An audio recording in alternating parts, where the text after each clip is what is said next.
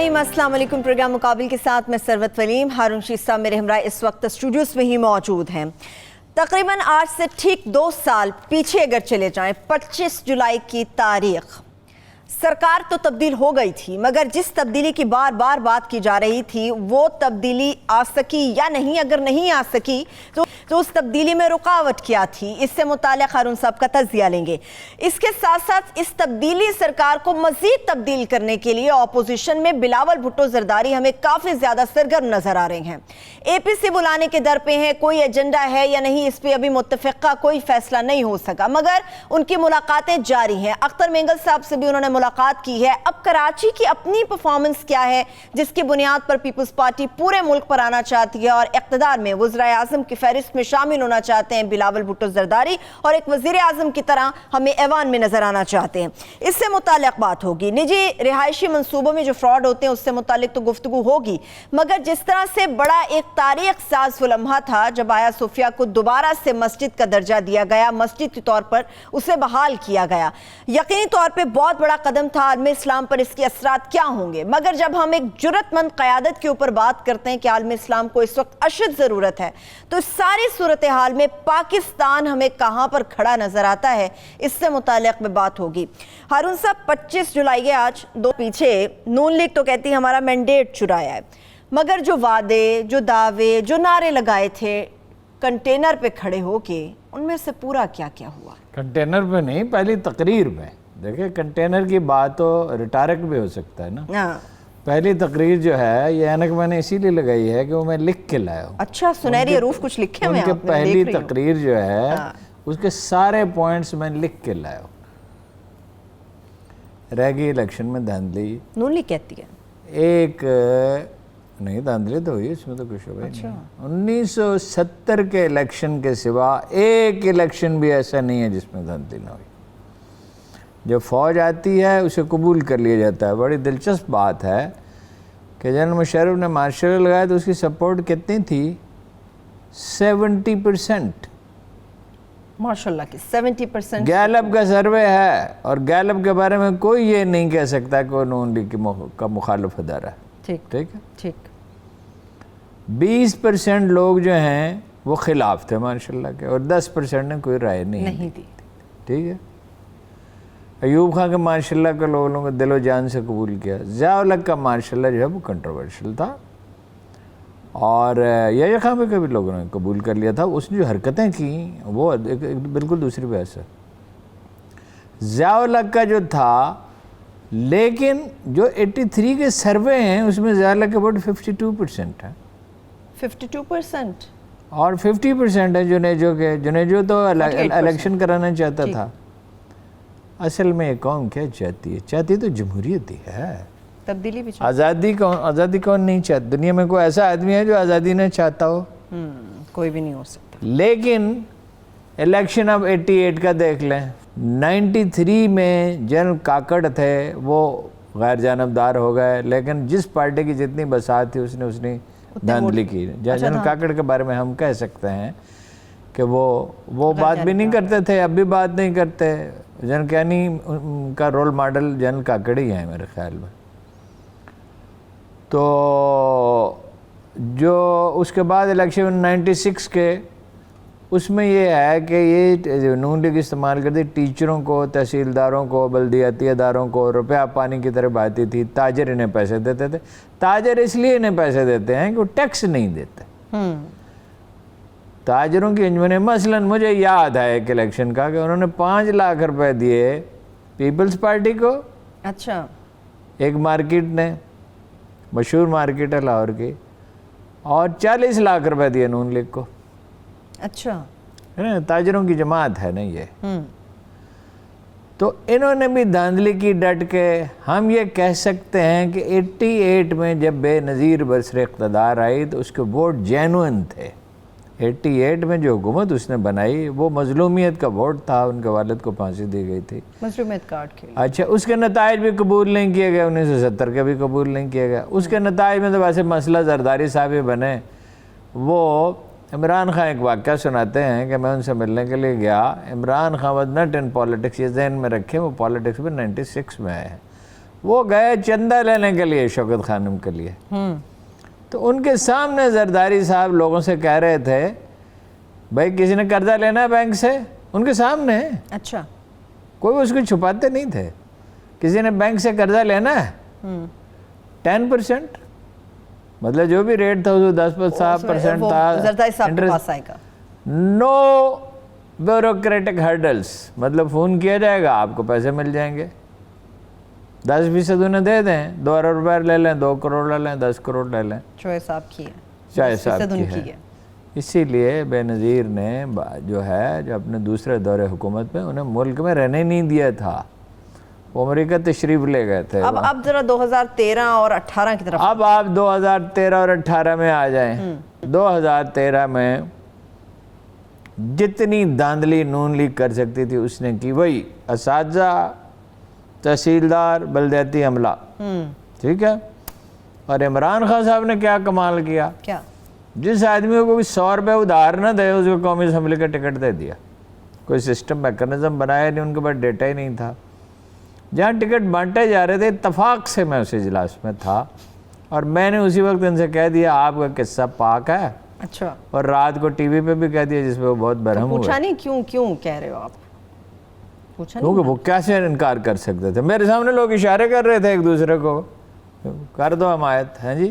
اچھا، میں ملتان کے ایک حلقے کے بارے میں نے کہا کہ وہاں تم خان صاحب وہاں آپ بوسکی کے کرتے کو ٹکٹ دے رہے ہیں، کسی انسان کو نہیں، اس کا اس حلقے سے تعلق ہی نہیں، اور جس کو ریفیوز کر رہے ہیں وہ پچھلے الیکشن میں 200 یا 300 ووٹوں سے ہارا تھا۔ اچھا، اور وہ کیا آدمی تھا، ٹاپ بیوروکریٹ وہ رہا تھا، ملٹی نیشنل میں وہ کام کرتا تھا، ذمہ دار وہ تھا، سینکڑوں بچوں کو اس نے پڑھایا تھا اور ہزاروں کی تعلیم کا بندوبست کیا تھا، کئی کتابوں کا مصنف تھا، شریف آدمی تھا، اس کو ریفیوز کر دیا شاہ محمود قریشی اور جاوید ہاشمی صاحب کی عنایت سے۔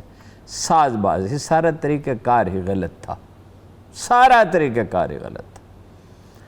میں نے منصور لے گیا ساتھ کمرے میں، اس نے کدھر آ جا، کھانے کے لیے وقفہ ہوا، ٹھیک، تو میں نے کہا سارے نثار تو ٹکٹوں پہ، اس نے کہا ہاں، میں تیاری تو کوئی کی نہیں، تیاری 2018 میں بھی نہیں کی، اس لیے دوسروں کی مدد لینا پڑی، ٹھیک ہے نا۔ ٹھیک، عمران خان صاحب بیانڈ ڈاؤٹ یہ الیکشن جیت رہے تھے، 2013 میں بغیر ٹھیک ٹکٹ دیتے تو جیت جاتے، ٹھیک ہے۔ اس میں گنے کے کاشتکاروں کے ٹکٹ ان کے 2 مہینے میں کہتا رہا، بہت سے لوگ کہتے ہوں کہ بہت سی تجویزیں، انہوں نے کمپرومائز کر لیا تھا کہ بس ٹھیک ہے مدد مل جائے گی اور میں جیت جاؤں گا۔ اب جو انہوں نے وعدے کیے وہ میں آپ کو بتاتا ہوں، ان کی پہلی تقریر کے پوائنٹس میں لکھ لایا ہوں۔ ایک تو یہ ہے کہ وہ تھے مشکل حالات بہت، 2800 ارب روپے کا قرض، 28,000 ارب کا قرضہ تھا، 10 ارب روپے، 10 بلین ڈالر دینے تھے، ٹھیک ہے۔ چنانچہ پاکستان کے وزیر اعظم نے کشکول اٹھایا اور سعودی عرب روانہ ہو گیا اور امارات اور چین روانہ ہو گیا۔ اچھا، کوئی چارہ ہی نہیں تھا، ڈیفالٹ ہو جاتا، ٹھیک کیا، بڑے کشکول میں بڑا پیسہ بھی آیا تھا، کیا کوئی چارہ نہیں تھا نا، 10 بلین ڈالر پیدا کیے، تیاری تو کی نہیں تھی نا، حضور والا کو یہ تو معلوم ہی نہیں تھا نا، کہتے تھے میری ٹیم بڑی اچھی ہے، وہ ٹیم لوگوں نے دیکھ لی نا کتنا، اچھا وہ تو خیر ہے، اس کی مجبوری تھی، اس پہ ہم اسے ذمہ دار قرار نہیں دے سکتے۔ 3 ارب ڈالر، 3 بلین ڈالر آخری ہفتے میں شاہد خاقان عباسی نے خرچ کیے، 3 بلین ڈالر آخری ہفتے میں، آخری ہفتے میں، جی 300 ارب روپے کے منصوبے جو ہیں وہ آخری دن بھی 100 ارب روپے، 1 بلین ڈالر منصوبے، 7 ارب روپے تو مانگے انہوں نے اپنے حلقے میں گیس لگانے کے لیے، جو رک گئے۔ شاہد خاقان عباسی یہ سب نہیں کر رہے تھے، تو کون کر رہا تھا؟ نواز شریف، شہباز شریف، شاہد خاقان عباسی تو ایک مورئی ہیں، اور ذاتی طور پہ تو بڑے شریف آدمی ہیں، میں نہیں سمجھتا انہوں نے کوئی کرپشن کی ہو۔ ان کے والد کو میں جانتا ہوں، کیا صاف ستھرے اجلے آدمی تھے، ان کے بارے میں ہمیں تو کرپشن کا کوئی ثبوت آج تک دے نہیں سکا، مہرہ ہونا کافی نہیں ہے، لیکن پاور انٹاکسیکیشن ہے، اور اقتدار میں رہنا ہے تو پھر شریف خاندان کی مرضی پہ چلنا ہے۔ اچھا، 200 ارب روپے تو انہوں نے بانٹے، اب یہ مجھے اتنی غلطی لگ سکتی ہے، 200 سے یا 300 تھے، تو جو خزانے میں چھوڑا کچھ نہیں، کیونکہ انہیں نظر آ گیا کہ ہم نہیں آ رہے، ہم نہیں ہیں۔ ادھر بن گئی ہے بلوچستان عوامی پارٹی، ادھر جنوبی متحدہ وہ پنجاب محاذ بن گیا۔ مگر یہ اتنا تو آدمی کو ہوش مند ہونا چاہیے کہ جو وہ وعدے کر رہا ہے، اب پہلی تقریر، اب ایک حکومت مل چکی ہے، ذرا متن تو بتائیں نا کیا؟ تو کیا وعدہ کیے؟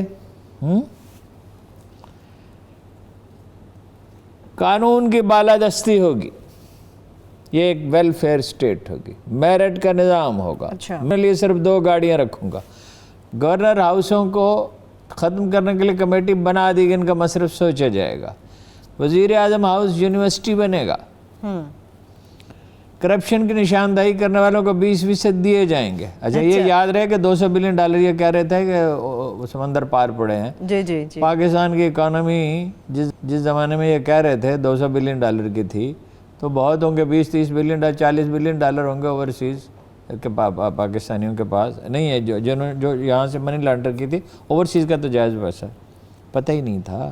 وہ کہا $200 بلین آئیں گے، منسٹر صاحب نے ایک نے کہا تھا $100 بلین قرضے ادا کر دیں گے، باقی $100 بلین سے ملک چلائیں گے۔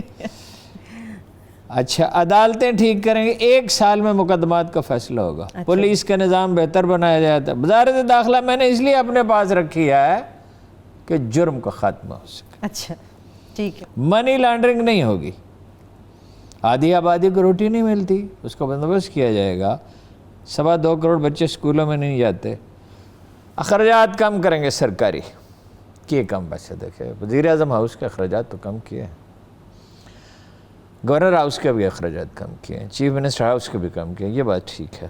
یہ الگ بات ہے کہ لاہور کے گورنر ہاؤس میں ایک ایسے شخص بھی موجود ہے، کل اس پہ بات کروں گا، ڈاکومنٹس میرے پاس ہیں، جو ایف ای ٹرین کے کیس میں ملوث ہے، لاہور کے گورنر ہاؤس میں۔ گورنر ہاؤس میں ہیلتھ انشورنس وہ کہتے ہیں کریں گے، 70 لاکھ کارڈ تقسیم کیے جا چکے ہیں، یہ کہتی ہیں وزیر صحت محترمہ راشد یاسمین، اور وزیر اعلیٰ کہتے ہیں 50 لاکھ کیے، چلے 50 لاکھ کیے ہیں، وہ مغالطہ ہو سکتا ہے، مگر اس کا امپیکٹ کہاں ہے؟ وہ تو نظر نہیں آ رہا کہیں، ہمیں تو کہیں دکھائی نہیں دیا، وہ غالباً خاص امراض کے لیے، ہر مرض کے لیے نہیں، یا اس کا پروسیجر خراب ہے۔ اچھا سیاسی مداخلت پولیس میں نہیں ہوگی، واقعی جو پہلے دن شروع ہو گئی، پہلے دن ٹھیک ہے، اور سول سروس میں اصلاحات کی جائیں گی، اور بلدیاتی ادارے جو ہیں وہ پختونخوا کی طرح بنائیں گے۔ بلدیاتی اداروں میں نے پختونخوا میں بڑا کام کیا، اور مسالتی کمیٹیوں نے، یاد رکھے جب کہا جاتا ہے نا پولیس، مسالتی کمیٹیوں میں سول جج شامل تھے، ریٹائرڈ، ٹھیک ہے، ہائی کورٹوں کے جج شامل تھے، یعنی ایسے معزز لوگ رکھے، ایک چیف جسٹس بھی شامل تھا کہ اصلاحی کمیٹی میں، جرم کا بہت کمی آئی اس میں۔ پنجاب میں کیا کیا؟ پنجاب میں تو بس جو کیا آپ کے سامنے ہی ہے۔ اچھا جناب، یہ آپ جو بتا رہے ہیں سرکاری اسکولوں پر زور لگائیں گے، وہ زور کہاں لگایا؟ ہمیں نہیں لگتا ہے نمک پاشی کر رہے ہیں، یہ باتیں بتا کے آپ جو ان کی کامیابی ہے ان کا بھی ذکر کرتا ہوں۔ اچھا یہ تو ان کی تقریر ہے، ہسپتالوں کے لیے ٹاسک فورس بنا دی، ہسپتال بہتر ہو جائیں گے، کس نے دیکھے ہسپتال؟ کبھی جائیں تو اندازہ ہو جائے۔ میری بیگم کو جانا پڑا 2 سال پہلے، کوئی 1.5 سال پہلے، وہ اس میں الائیڈ ہاسپٹل فیصل آباد میں، تو میرا بیٹا کانوں کو ہاتھ لگاتا ہوا کہ غلطی میں نے کی کیوں سرکاری، اس کے مقابلے میں جو فوجی ہسپتال ہے وہاں آپ جائیں، جہاں سولین علاج کراتے ہیں، اس کے اخراجات کم ہے، ٹریٹمنٹ بہتر ہے، پرائیویٹ ہسپتالوں کے مقابلے میں یوزلی اس کا 20% فیس ہوتی ہے، یعنی پرائیویٹ ہسپتال تو یہ ابھی کرونا میں دیکھ رہے ہیں 1 لاکھ روپے تو ایڈوانس جمع کرانے پڑتے ہیں، مگر جو فوجی ہسپتالوں میں ہیں اخراجات لگ بھگ، میں نے کئی دفعہ علاج کرایا، آپ جائیں، اگر بیڈ خالی ہے وہ آپ کو دے دیں گے، تقریر میں تو ہارون صاحب جو باتیں کی ان میں سے ایک، اچھا نہریں پکی کی جائیں گی، کھالے پکے کیے جائیں گے، اس سے ایک بھاشا ڈیم کے برابر پانی بچے گا، ڈرپ اریگیشن ہوگی، وہ کہاں ہے ڈرپ اریگیشن معلوم نہیں، ہاں اب بادشاہ ڈیم پہ کام شروع کیا ہے، اب شروع کیا ہے، 2 سال کمپلیٹ جب ہوئے ہیں، 1 کروڑ نوکریاں اور 50 لاکھ مکان، اس پہ تو بات کرنے کی ضرورت ہی نہیں، خدا کا شکر ہے کہ اب انڈسٹری کو، اس کو کنسٹرکشن انڈسٹری کو انسینٹیوز دیے ہیں، اب اس کے نتائج آنے شروع ہوں گے تو پھر دیکھیں گے کہ کیا 6 ارب روپے قوت کو بھی دیے مکان بنانے کے لیے، بڑا اچھا فیصلہ۔ جنوبی پنجاب کو الگ صوبہ بنایا جائے گا 2 برس کے بعد. اب کام شروع ہوا ہے کیونکہ اگر وہ بنا دیں. دیکھیں نا یہ خیالی جنت کا بات کی تھی نا کہ ہمارے بعد اور ان کی کتاب میں لکھا ہے کہ 67% میرے ووٹر ہیں. 67%. قائد اعظم کہتے ہیں 75%. تھوڑے سے ہی کم رکھے. پتہ نہیں وہ کس نے ان کو سروے کر کے دیا. اچھا جی بجلی چوری ہوتی ہے فرمایا 50 روپے کی یہ نہیں ہونے دیں گے. بھئی 3 صوبوں میں تو آپ روکیں نا. پیپلز پارٹی سے تو یہ امید نہیں ہے. پیپلز پارٹی کو چوری پہ کیا اعتراض ہو سکتا ہے؟ وہ تو وہاں تو کے الیکٹرک پہ کراچی میں یہ معاملات ہیں. پارٹی کو چوری پہ کوئی اعتراض ہی نہیں ہے. وہاں مسئلہ بھی نہیں ہے. منشور میں ہی نہیں ہے کہ چوری روکی جائے. اچھا آپ کے پاس 3 صوبے ہیں. تعلیم کے شعبے میں بنیادی تبدیلیاں کی جائیں گی. 2 تبدیلیاں اب کی ہیں جو بہت صحت مند ہے, اس میں کوئی شبہ نہیں. ایک تو یہ پرائمری کا نصاب میرے پاس پڑا ہوا ہے, میں نے دیکھا نہایت شاندار, زبردست, ٹھیک ہے, یعنی بالکل جدید ہے. اور ایک ہی نصاب نافذ کیا جائے گا جس پہ وہ ایک انگریزی اخبار میں ہم بھی چلائی بھی قرآن کیوں پڑھاتے ہیں. اس سے متعلق میں بریک سے واپس آ کے بات کروں گی. ایک بریک کی طرف جب بڑھتے ہیں, بریک سے واپس آ کے یہیں سے گفتگو آگے بڑھے گی, مگر اس کے ساتھ ساتھ پیپلز پارٹی سے متعلق میں بات ہوگی. اور خان صاحب نے جو وعدے کیے ان میں سے چند تو ہارون صاحب نے بتا دیا کہ ان پہ کام ہوا ہے, مگر بیشتر ایسے جن کے اوپر بات ہی نہیں کی جاتی. بریک سے واپس آ کے ہم اس پہ بات کریں گے. ہمارے ساتھ رہیے.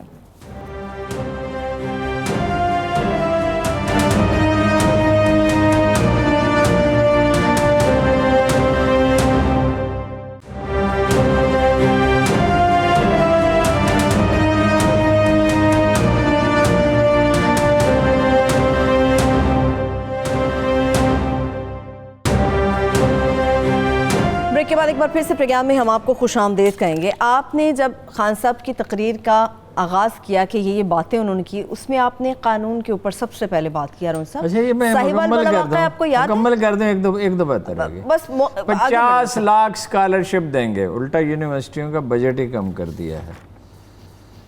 8 لاکھ ایکڑ اراضی انہوں نے کہا کہ ہم نے واگزار کرائی ہے جو ناجائز قبضہ تھا, تو وہ کرائی ہے تو غریبوں کو بانٹے, قرۃ اندازی کے ذریعے بانٹے. 8 لاکھ ایکڑ اراضی اگر کاشت ہو, وہ غریب آدمی کاشت کرے تو دگنی فصل لیتا ہے, اس کا تو سب کچھ اس میں ہوتا ہے.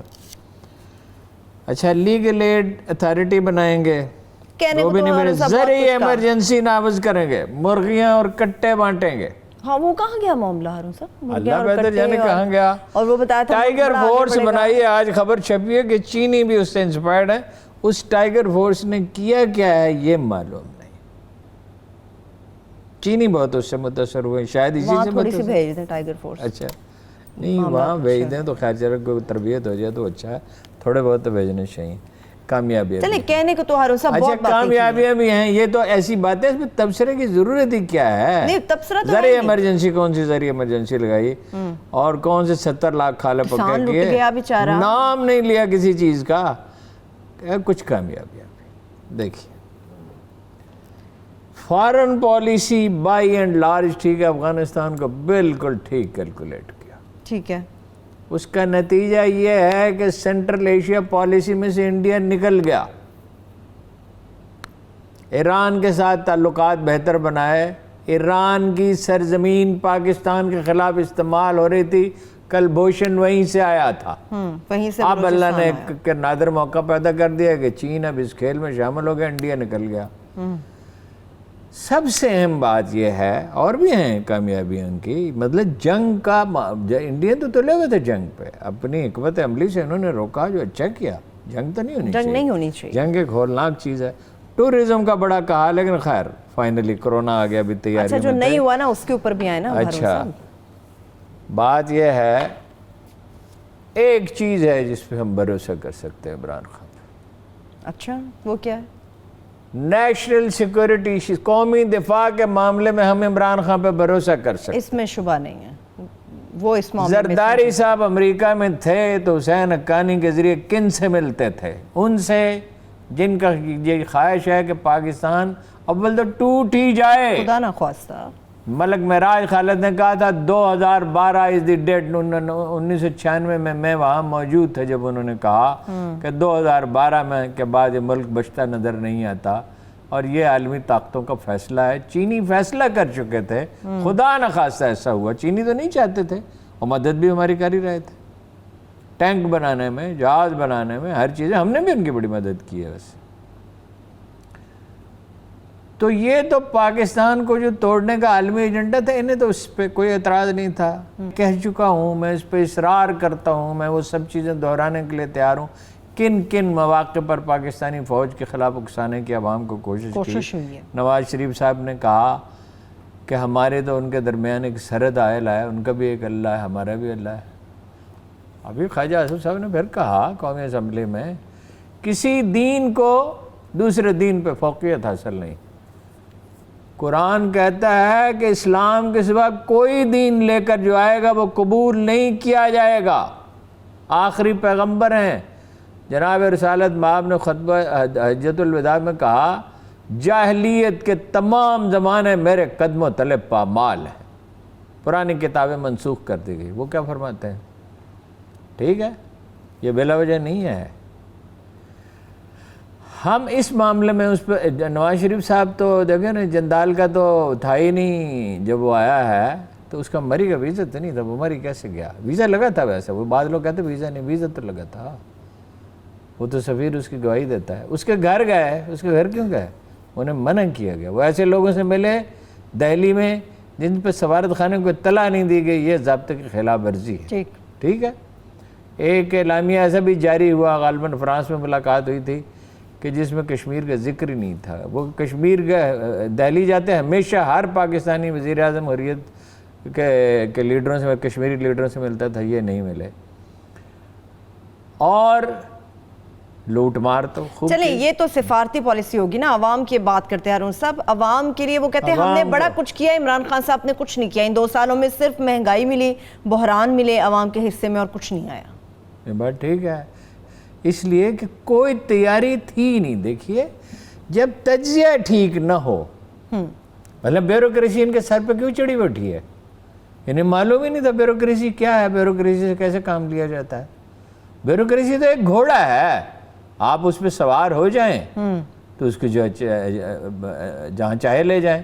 اور اگر آپ کو سواری کرنی آتی نہیں گھوڑے پہ, تو گھوڑا پھر آپ کو جہاں مرضی لے جائے, گھوڑا آپ کو گرا دے گا, یہ جہاں چاہے گا لے جائے گا. بگٹوٹ ہو جائے, بگٹوٹ اسی کو کہتے ہیں نا, کہ وہ آپ کے قابو میں نہیں آئے گا. انہیں معلوم نہیں تھا $200 بلین یہ کہتے ہیں. کون سے $200 بلین باہر پڑے ہوئے تھے؟ اور اگر پڑے ہوئے تھے تو ٹیلی فون کرنے سے واپس آ جاتے ہیں. وہ تو اسد عمر نے بھی کہا کہ وہ ہمارا اندازہ غلط نکلا. تسلیم کر لیا تھا. ایک اندازہ آپ کو غلط نکلا, بیش بہا. اچھا, اب تو کرونا کی وجہ سے انہیں مہلت مل گئی ہے, اور ورکر ان کے ساتھ ہیں, پرجوش ہیں نہایت. ذرا سی تنقید کریں کہ ایک طوفان دشنام کا آتا ہے. اچھا, تو آپ کو پتہ نہیں ہے؟ آپ اچھا نہیں, میں تو مجھے تو نہیں پتا, مجھے تو حالات بڑے اور نظر آ رہے ہیں ہارون صاحب. اچھا, بڑے اچھے نظر آ رہے ہیں؟ نہیں, برے نظر آ رہے ہیں. اچھا, بلاول بھٹو زرداری صاحب بات یہ ہے کہ وہ میری رائے یہی ہے, یعنی ان سب چیزوں کے بعد اگر آپ میری رائے پوچھیں, میں کہتا ہوں حکومت کو وقت, یہ 5 سال کی مدت پوری کرنے کا موقع ملنا چاہیے. ٹھیک ہے, ایک دفعہ پیپلز پارٹی نے 5 سال پورے کر لیے, ایک دفعہ نون لیگ نے کر لیے. مدت تو پوری ہونی چاہیے. مدت پوری اس لیے ہونی چاہیے کہ جمہوریت اس کے بغیر جڑیں نہیں پکڑ سکتی. اچھا, کچھ اور اچھا کام, sorry, I'm so sorry, CPEC پہ کام تیز ہو گیا ہے. کوئی 1600-1700 کلومیٹر سڑکیں لمبی بن چکی ہیں, کوئی اس سے زیادہ بننے والی ہے. اس میں بہت پاسبلٹیز پیدا ہو رہی ہیں. 3 جو ہیں, یہ انڈسٹریل زون فیصل آباد کا تو انہوں نے خود افتتاح بھی کر دیا. ٹھیک ہے, یہ جب بنیں گے, گوادر پہ پہلی دفعہ کام سیریسلی ہو رہا ہے, تو اس سے معاشی امکانات اب ابتدا ہوئی ہے. اچھا ٹھیک ہے, اب ابتدا ہو گئی ہے. اچھا چلیں آگے بڑھتے ہیں ہارون صاحب. ابتدا ہو گئی ہے, آنے والے باقی کے جو 3 سال ہیں, انہی فیصلوں کو آگے لے کے جاتے ہوئے آپ کو پاکستان کیسا نظر آ رہا ہے؟ عمران خان صاحب جیسے فیصلے اب کر رہے ہیں, اگر ٹیم میں تبدیلیاں نہیں کرتے, میری تو ایک رائے ہے کہ اس کیبنٹ کو توڑ دینا چاہیے. اچھا, تشکیلیں اور اس میں جو ڈھنگ کے آدمی وہ رکھ لیں. ٹھیک ہے, ہیں جی, ٹھیک ہے. یہ انسیکیور کیوں فیل کرتے ہیں؟ ذاتی دوستوں کو کیا؟ زلفی بخاری کا کیا کام ہے؟ وہ تو کہتے ہیں بڑے اچھے طریقے سے انہوں نے ہینڈل کیا ہے جو ان کو معاملہ دیا. کیا اس نے کیا ہے. ठीक है जी। सवाल ये पैदा होता है, चलिए फर्ज कीजिए जुल्फी बुखारी, फर्ज कीजिए मेरा अंदाजा गलत है, ठीक है, कोई जरूरी तो नहीं हमारी हर राय दुरुस्त हो। ओवरऑल ये टीम डिलीवर नहीं कर सकी, इतने सख्त कंफ्यूज हुए। पहले तो असद उमर जो हैं उन्होंने कहा कि IMF के पास जाना ही नहीं है, उनकी बात मान ली, और फिर गए, फिर उन्हें फारग कर दिया। वो दाना आदमी है, खुददार आदमी है, उन्होंने इंतज़ार किया और मिन्नत समाजित की तो आया, वरना नहीं आया वापस आने का। अच्छा, इसका मतलब है आप असेस कर रहे, आप कंफ्यूज हैं कि फैसला क्या करना। आप ना मईशत को समझते हैं ना सियासत को समझते हैं। अच्छा, बिलावल भुट्टो जरदारी फिर यही सही कह रहे हैं कि सियासत को नहीं समझते, इन्हें जाना चाहिए, हमारी परफॉर्मेंस बड़ी अच्छी है कराची के अंदर, नहीं समझता, मगर बिलावल भुट्टो के अंदर नाना ने इस मुल्क को बर्बाद कर दिया। वो तो कहते इसकी सनद, उनके कहने से क्या होता है भाई, अवाम को तो ये उसके बाद वो 2-2.5% ग्रोथ रेट थी भुट्टो साहब के जमाने में, और इंडस्ट्री सारी कौमियाली। उस कारखाने किसके थे? जिसने बनाए थे उसके थे, उसके आपने फ्लोर में लुस्की थी, चावल छड़ने का कारखाना उसका था, कुछ छोटी मोटी आपने नहीं, आप उसने टैक्स अदा नहीं किया था, उसने मजदूरों के हुकूक नहीं दिए थे। आप तारीख से नहीं लड़ते, माजी का हिसाब नहीं करते लंबा चौड़ा, जो इन्होंने भी करने की कोशिश की। जी जी है जी, इन्होंने भी पहली तकरीर में कहा था जो आपके पैसे खाते हैं मेरे दुश्मन है, उससे खौफ फैला और सरमायाकारी जो है वो कम हो गई थी। जुल्फकार अली भुट्टो ने ये किया कि कारखाने उनसे कहते मजदूरों को उनका हक दें, कवानीन बनाते। भुट्टो साहब के ज़माने में हालत थी चीनी राशन पे, चीनी बाजार से नहीं मिलती थी, आप ख्याल दुकान से खरीद सकते थे आप चीनी, नो। आटा भी राशन पे कुछ अर्से के लिए गया था। अच्छा, महंगाई की ऐसी लहर 74 में उठी थी, करेंसी कितनी डिवैल्यू की, 120%। 4 रुपए का डॉलर जो है वो 10 रुपए का हो गया। तो फिर ये किस बात के दावे करते हैं? दावे क्या है, दावे करने में क्या, जो इस दुनिया से चला गया उसके हक में, ये जो गिरफ्तार हो गया, ये लोग आए दिन गिरफ्तार होते रहते हैं ना, उसके हक में आप उसको दुनिया का अजीम तरीन सूफी और दरवेश साबित करने पर तुल जाते हैं। और वो बकौल बंटो के जब मर जाता है उसे धुला के हम रहमतुल्लाह अलैह की खूंटी पे लटकाते। भुट्टो से ज़्यादा बर्बादी तो पाकिस्तानी मईशत में किसी ने फैला ही नहीं। अच्छा, फिर बेनज़ीर के दौर में क्या हुआ, लूट मार हुई या नहीं हुई, ये बिजली की जो मुसीबत हम उठा रहे हैं, तारीख़ में ये तो नहीं किया जा सकता, वो उनका कत्ल हुआ, बहुत बड़ा जुल्म है, बहुत बड़ा जुल्म है कत्ल है। तो उसकी इन्वेस्टिगेशन वैसे किसने करनी थी, उन्होंने नहीं करनी थी ना, वो नहीं की। कुछ पता नहीं चला। फातिमा भुट्टो तो इन्हें जिम्मेदार करार देती हैं, वो भी अपने भाई के लिए, जो मेरा ख्याल है वैसे सही नहीं है, वो उनकी अपनी एक तो खैर। और जरदारी पे मेरा ख्याल इल्ज़ाम गलत है जो उनके भाई के सिलसिले में लगाया जाता, और जरदारी पे जो इल्ज़ाम अपनी बेगम साहबा के सिलसिले में लगाया जाता वो भी मेरे ख्याल में गलत है, इसलिए कि कहीं कोई शवाहिद उसके नहीं मिलते, या वो दहशतगर्द थे कबायली इलाके के, और या वो अमेरिका था। मोहतरमा के हवाले से हारून साहब ये भी है ना कि उस वक्त जगह को भी फौरी तौर पे धो दिया गया, शवाहिद मिटा दिया गया, वो भी बड़ी अजीब सी कंट्रोवर्शियल बात है ना, ठीक है ना, ये तो कंट्रोवर्शियल। ये जरदारी साहब तो नहीं धो सकते थे उस जगह को, अब इस बारे में जरदारी साहब तो नहीं गुफ्तगू धो सकते थे, देखो भाई फैक्चुअल रहना चाहिए ना, ईमानदारी से बात करनी चाहिए।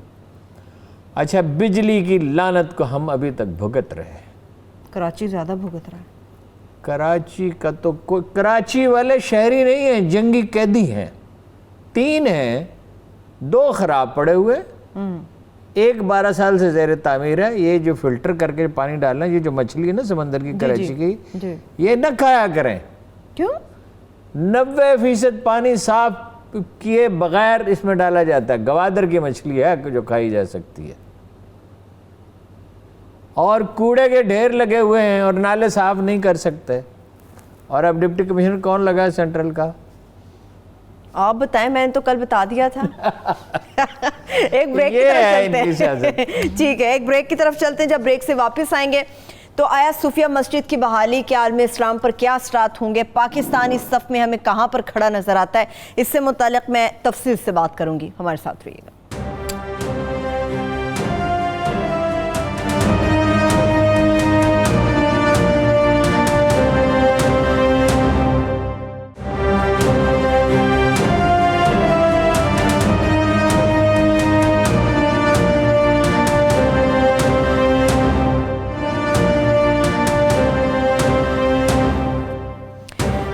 ایک بار پھر سے پروگرام میں ہم آپ کو خوش آمدید کہیں گے۔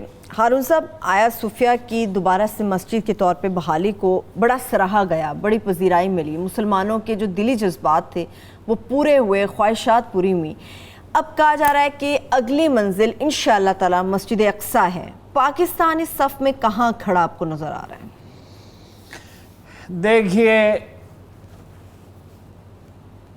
وہ جو اقبال نے منظر دکھایا تھا نا، بزم گل کی ہم نفس باد صبا ہو جائے گی، آ ملیں گے سینہ چاکانے چمن سے سینہ چاک، بزم گل کی ہم نفس باد صبا ہو جائے گی۔ دیکھیے، اقبال جو ہے وہ ایک آرڈینری آدمی نہیں ہے۔ جب اس نے کہا ہمالہ کے چشمے ابلنے لگے، گراں خواب چینی سنبھلنے لگے، تو شنگھائی شہر پہ 4 حکومتیں تھیں صرف ایک شہر میں۔ چین غلام تھا، چینیوں کی اپنی حکومت نہیں تھی۔ ڈاکٹر سن یات سن ابھر رہا تھا، اچھا لیڈر تھا، لیکن افیون کھاتے تھے۔ افغانستان کے بارے میں اقبال نے کہا نا کہ آسیہ یک پیکر آب و گلس دریں پیکر افغان دریں پیکر دلس در فساد او فساد آسیہ در کشاد او کشاد آسیہ، کہ افغانستان جو ہے وہ ایشیا کا دل ہے، اس میں فساد ہوگا تو سارے ایشیا میں فساد ہوگا، اس میں امن ہوگا تو سارے ایشیا میں ہوگا۔ کیسی اس کی بات صحیح ہوگی؟ اور پھر اس نے ایک اور تبصرہ کیا تھا افغانستان کے بارے میں، کوہستان کی 1000 پارہ مسلمانی، کہ ان کو اگر خطرہ ہے تو اس سے ہے۔ اور اس نے یہ کہا کہ ہر بحران سے ان کی سخت جانی انہیں نکال لے جائے گی۔ ایسی نظر تھی، ایسی نظر کسی کو عطا ہوئی نہیں ہے۔ ہوئی نہیں۔ ایسا آدمی جو ہے صدیوں کے بعد کہیں جا کے پیدا ہوتا ہے۔ تو اس کا ایک شعر ہے، میں اتنی اچھی اب ظاہر ہے یادداشت نہیں ہے، میں نے نوٹ کیا دوپہر میں۔ وہ کہتا ہے عطا مومن کو پھر درگاہ اقصی ہونے والا ہے، شکو ہے ترکمانی ذہن ہندی نطق عرابی۔ اب میں نے سارا دن اس پہ آج غور کیا۔ اچھا، شکو ہے ترکمانی تو ہے، ہمارے سامنے ہے، اردوان ہے اور ترکی ہے، ترکی ہے، اور کیا، اور نطق عرابی بھی وہی ہے۔ عرب تو گئے، رسول اللہ نے کہا ویل للعرب، بربادی ہے عربوں کے لیے، یعنی یہ جو زمانہ فتنوں کا آئے گا، عرب تو اپنی جبلتوں کی طرف لوٹ گئے۔ ذہن ہندی کہاں ہے؟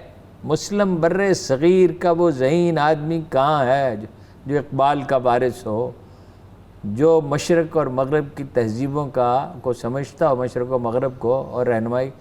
وہ یہاں کوئی نہیں ہے، فی الحال نہیں ہے، لیکن یہ آئے گا کہ اقبال یہ سوچتے ہوئے اس دنیا سے چلے گئے، دیگر دان آئے راز آیت کہ نہ آیت، نسیم از حجاز آیت کہ نہ آیت، پتہ ہی نہیں دوسرا دان آئے راز آئے گا کہ نہیں آئے گا۔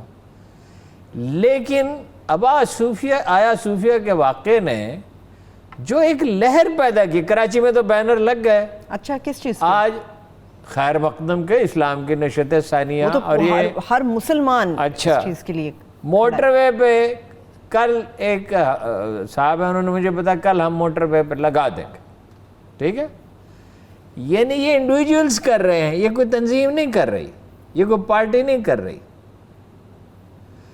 اچھا، اس سے ایک بیداری کی لہر تو اٹھی ہے، اور میں بار بار یاد دلاتا ہوں کہ جناب رسالت مآب نے کہا تھا ہند کے مسلمان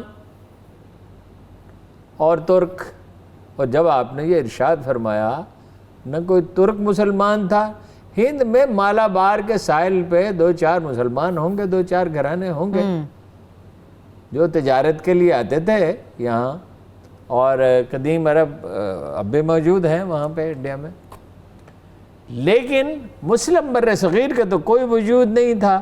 وہ تو کب راجہ دائر والا واقعہ ہوا، اور وہ 250 سال تک سندھ میں حکومتیں بنتی بگڑتی رہی، کبھی عربوں کی بن جاتی تھی، کبھی ختم ہو جاتی تھی۔ پھر غزنوی کب آیا ہے؟ پھر غزنوی لوٹ گیا، اس نے کہا اتنے بڑے خطے پہ حکومت کیسے کروں گا، اس کے پاس تو اتنی چھوٹی سی سلطنت تھی، وہ سینٹرل ایشیا کی طرف گیا، یہاں سے واپس چلا۔ کب شہاب الدین غوری آیا؟ یہ تشکیل پا رہا تھا سب کچھ، آج عالم اسلام میں کون سی دو افواج ہیں؟ کون سی دو فوجیں ہیں عالم اسلام میں؟ صرف دو فوجیں ہیں، ایک ترکوں کی ہے اور ایک پاکستانی فوج ہے۔ یہ پاکستانی فوج پہ جب لوگ نکتہ چینی کرتے ہیں نا، یہ کہتے ہیں کہ ہاؤسنگ سوسائٹیاں بنا رہے ہیں، یہ بینک کھول رہے ہیں، یہ آپ نے دیکھا یہ جو یوٹیلیٹی سٹور والوں کو کتنے پیسے ہمیں دینے پڑتے ہیں؟ آپ کو پتہ ہے ایسا پیرلل نظام فوج کا ہے، ان کی دکانیں آپ کے علم میں جی ہیں، بالکل میرے علم میں ہے یہ۔ انہیں تو کوئی پیسے نہیں دینے پڑتے، اور جو انہوں نے اتنے ادارے بنائے ہیں ڈیفنس کے، تو اس میں 90% جابس سولینس کی ہیں، اور ان کے ہاسپٹل بہتر ہیں، اور جو پیسہ کماتے ہیں وہ ویلفیئر پہ جاتا ہے نا۔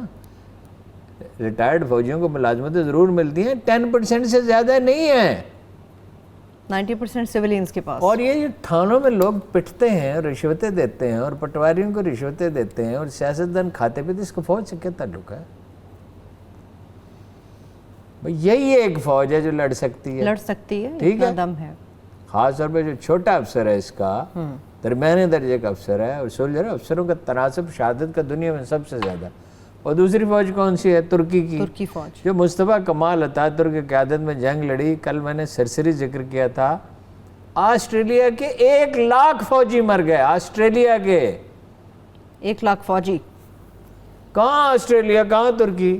جعلی اخبار چھاپا جاتا تھا جس میں یہ لکھا جاتا تھا کہ فتوحات حاصل ہو رہی ہیں، چیزیں چھپائی جاتی تھی، حقیقت سے آج بھی کہا جاتا ہے کہ اس میدان میں اگر ٹھوکر ماری جائے تو کسی گورے کی کھوپڑی نکل آئے گی۔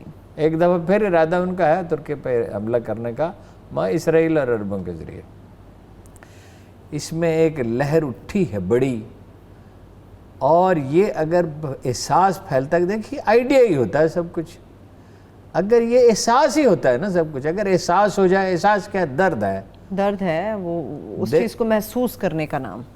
غم گیا ساری کائنات گئی، دل گیا رونق حیات گئی، غم گیا اگر درد نہ ہو۔ وہی امام زین العابدین کا قول جو روز ہم دہراتے ہیں، عقل والے تھوڑے ہیں، بہت ہیں، درد والے بہت کم ہیں۔ کیا تعجب ہے کہ خالی رہ گیا تیرا یاغ، اقبال نے کہا تھا۔